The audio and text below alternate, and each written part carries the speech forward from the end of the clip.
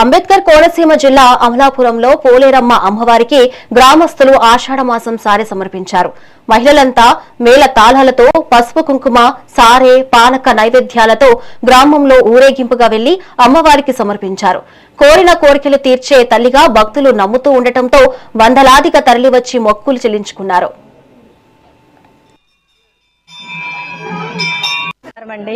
మాది అమలాపురం మండలం సమనస గ్రామంలో వేంచేసి ఉన్న శ్రీ శ్రీ శ్రీ పోలేరమ్మ తల్లి అమ్మవారికి ప్రతి సంవత్సరం మేము ఆషాఢ సారి సమర్పిస్తున్నామండి. ప్రతి సంవత్సరం లాగా ఈ సంవత్సరం ఇంకా బాగా బాజా బద్దెంతులతో అందరూ ఊరి వారందరూ కూడా చాలా ఉత్సాహంగా దీన్ని తీసుకొచ్చామండి. ఇలాగే ప్రతి సంవత్సరం ఇంకా బాగా జరుపుకోవాలని అందరికీ ఆ పోలేరమ్మ తల్లి ఆయుర ఆరోగ్యాలు అష్టైశ్వర్యాలు ప్రసాదించాలని కోరుకుంటున్నాను.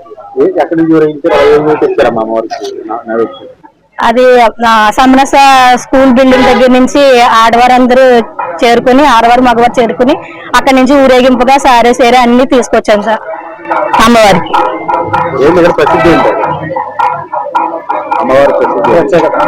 అమ్మవారి ప్రత్యేకత అంటే ఆ అమ్మవారి దగ్గర మనం ఏం కోరుకున్నా సరే అది మనకి కంపల్సరీ జరిగి తీరుతుందండి.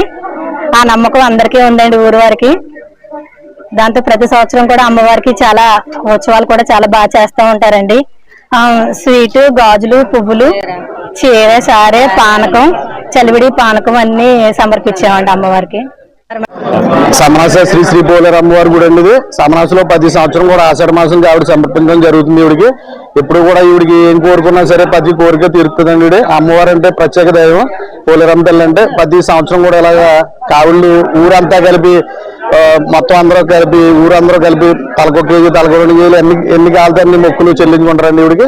ఈవిడంటే చాలా ఇష్టదైవం అందరికీ కూడా. పోలేరమ్మ తల్లి అంటే మంచి ఆశీస్సు ప్రసాదించదని చెప్పేసి మేము ప్రతి సంవత్సరం ఇలా చేయడం జరుగుతుంది.